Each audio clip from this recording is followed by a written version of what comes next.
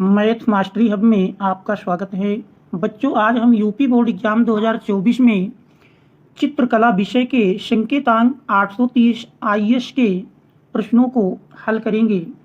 तो इसमें दिया हुआ पहला प्रश्न है, आलेखन कला से संबंधित सबसे पहले ऑब्जेक्टिव प्रश्नों को पढ़ेंगे। दिया है प्रत्येक बहुविकल्पीय प्रश्न के 4 विकल्प हैं, इनमें से सही उत्तर चुनिए और उसी क्रम में अपनी OMR शीट पर चिन्हित कीजिए। तो पहला प्रश्न है, कौन सा गर्म रंग है? तो दिए गए विकल्पों में लाल रंग गर्म होता है, इसमें ऑप्शन डी सही है। इसके बाद दूसरा प्रश्न है, दूसरे प्रश्न में कह रहा लाल और पीला रंग मिलाने से कौन सा रंग बनता है?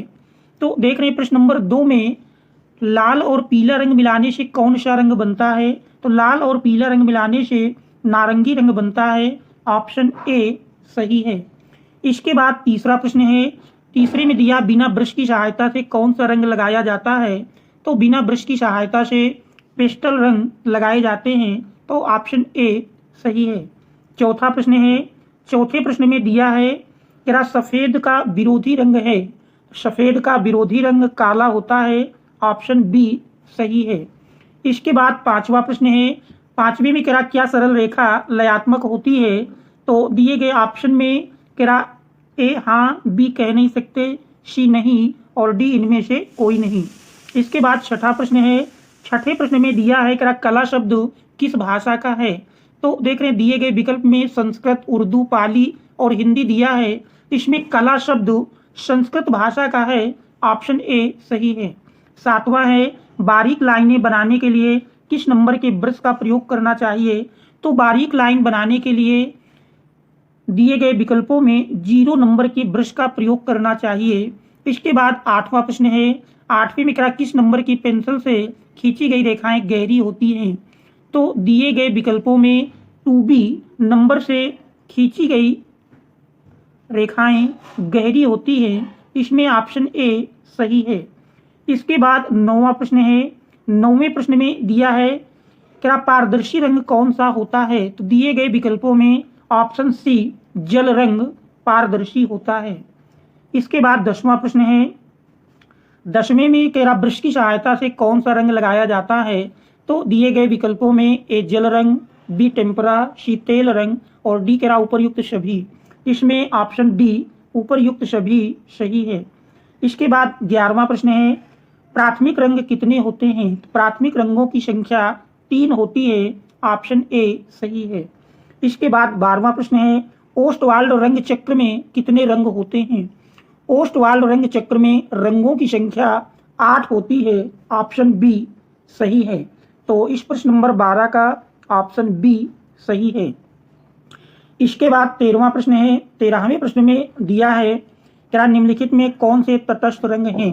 तो दिए गए विकल्पों में ऑप्शन सी काला और सफेद ये हमारे तटस्थ रंग होते हैं, तो इसका ऑप्शन सी सही है। इसके बाद 14वां प्रश्न है, 14वें प्रश्न में दिया है किन 2 रंगों के मिश्रण से हरा रंग बनता है? तो दिए गए विकल्पों में नीला और पीला या पीला तथा नीला, ऑप्शन सी सही है।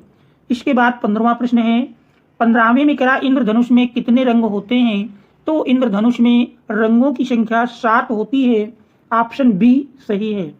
इसके बाद 16वां प्रश्न है, 16वें में कौन सा आकार आलेखन कार्य के लिए उपयुक्त नहीं है? तो दिए गए विकल्पों में ऑप्शन ए कोण आलेखन के लिए उपयुक्त नहीं है। इसके बाद 17वां प्रश्न है, 17वें में दिया है निम्नलिखित में से द्वितीयक रंग कौन सा है? तो दिए गए विकल्पों में हम जानते हैं लाल, नीला, पीला ये प्राथमिक रंग होते हैं, तो इसलिए ऑप्शन डी नारंगी ये द्वितीयक रंग है, तो इसका ऑप्शन डी सही है। इसके बाद 18वां प्रश्न है, 18वें में इनमें से प्राथमिक रंग कौन सा है? हम जानते हैं प्राथमिक रंग लाल, नीला, पीला होते हैं, तो देख रहे इसमें नीला दिया है, तो इस प्रकार से ऑप्शन ए सही है।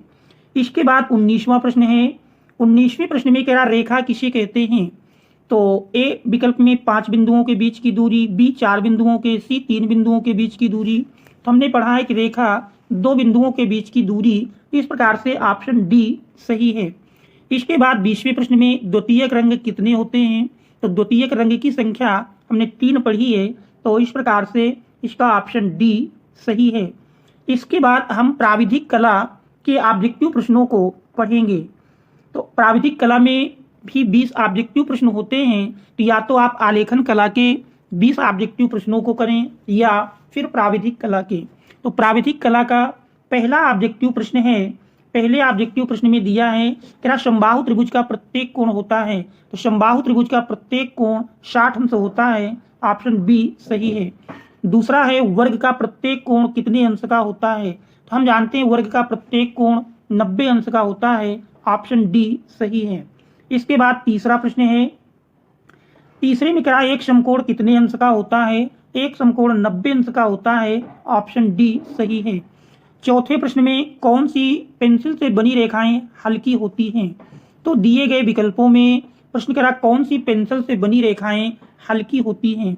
दिए गए विकल्पों में 2H नंबर से बनी हुई रेखाएं हल्की होंगी। इसके बाद अगला प्रश्न है, पांचवें में दिया है क्या 1 मीटर में कितने सेंटीमीटर होते हैं। 1 मीटर में 100 सेंटीमीटर होते हैं, ऑप्शन डी सही है। इसके बाद छठा प्रश्न है, इनमें से कौन सा आकार त्रिभुजाकार है। तो देख रहे हैं दिए गए विकल्पों में ऑप्शन डी में दिया गया आकार त्रिभुजाकार है, इस प्रकार से ऑप्शन डी सही है।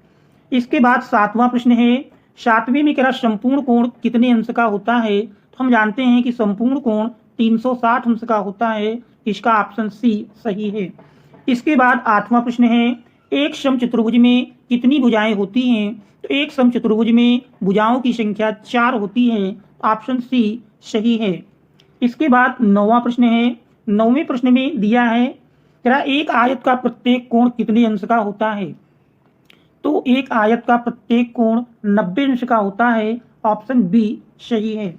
इसके बाद 10वां प्रश्न है, वर्ग की चारों भुजाओं की माप कैसी होती है। हम जानते हैं वर्ग की चारों भुजाएं बराबर होती हैं, तो देख रहे हैं चारों भुजाएं बराबर, ऑप्शन सी पर दिया है, तो इस प्रकार से ऑप्शन सी सही है। इसके बाद 11वां प्रश्न है, 11वें प्रश्न में वृत्त का आकार कैसा होता है। तो देख रहे हैं दिए गए विकल्पों में ए नंबर पर दिया हुआ आकार वृत्ताकार है, इसका ऑप्शन ए सही है।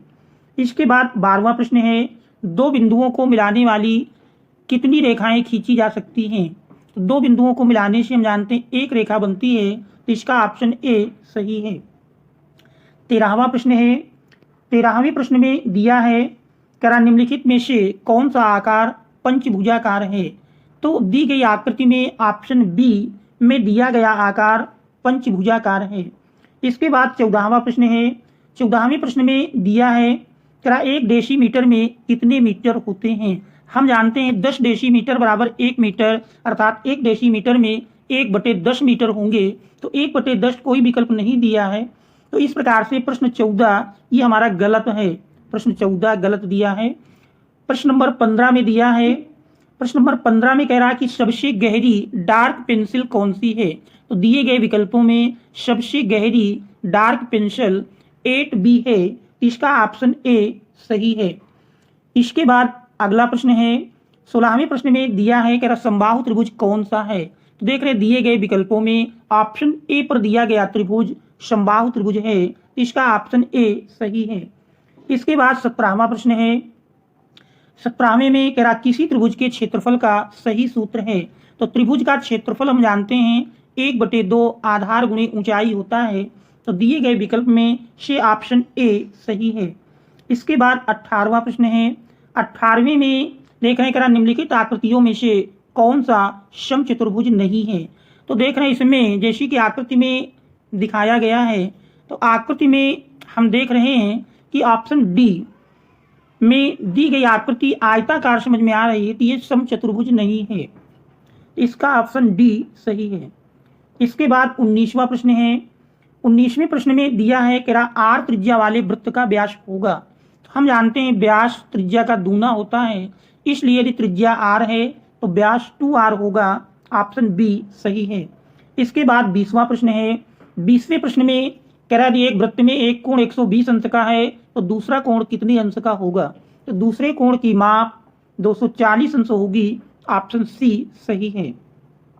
इसके बाद खंड खा के कह रहा प्राकृतिक दृश्य चित्रण अथवा आलेखन कला अथवा प्राविधिक कला में से केवल एक का ही चित्रण करना है। इन 3 खंडों में से कोई एक ही हमको करना है। सबसे पहले प्राकृतिक दृश्य चित्रण दिया है। प्राकृतिक दृश्य चित्रण में देख रहे हैं 21 नंबर प्रश्न है। दिए गए ड्राइंग शीट पर 20 × 25 सेंटीमीटर के आयताकार माप में उषाकालीन ग्रामीण दृश्य का चित्रण करना है। और कह रहा चित्रण में झोपड़ियों के पीछे छोटे बड़े पेड़, आकाश में उड़ते पक्षी, पेड़ों के पीछे उगता सूरज दिख रहा हो। और चित्रांकन में जल रंगों या कह रहा पेस्टल रंगों का प्रयोग करें। इसके बाद आलेखन कला में दिया है कह रहा 20 सेंटीमीटर व्यास के वृत्त में अल्पना डिजाइन की मौलिक इकाई बनाइए जो दशहरा पर्व हेतु हो। आलेखन भारतीय फूलों, पत्तियों एवं कलियों पर आधारित हो। ट्रेसिंग करना वर्जित है। आलेखन में किन्हीं 3 जल रंगों का प्रयोग कीजिए। तो ये आलेखन कला पर है। अथवा फिर देख रहे हैं प्राविधिक कला पर जो दिया है, इनमें 5 प्रश्न होते हैं, कोई 3 करने होते हैं। तो देख रहे हैं जैसे आ नंबर में 6 सेंटीमीटर भुजा वाले समखंडभुज की रचना कीजिए। बा नंबर में आयत काखा गाघा की रचना करना है जिसका क्षेत्रफल 15 वर्ग सेंटीमीटर है और फिर आयत के क्षेत्रफल के बराबर वर्ग की रचना करनी है। शा नंबर में 2 सामान्य वृत्तों का एवं खा की तिर्यक स्पर्श रेखा खींचिए जिनकी त्रिज्याएं प्रत्येक 3 सेंटीमीटर हो और केंद्रों के बीच की दूरी 7 सेंटीमीटर दी है। दा नंबर में एक त्रिभुज काखा गा की रचना कीजिए जिसका परिमाप 12 सेंटीमीटर और भुजाओं का अनुपात दिया है।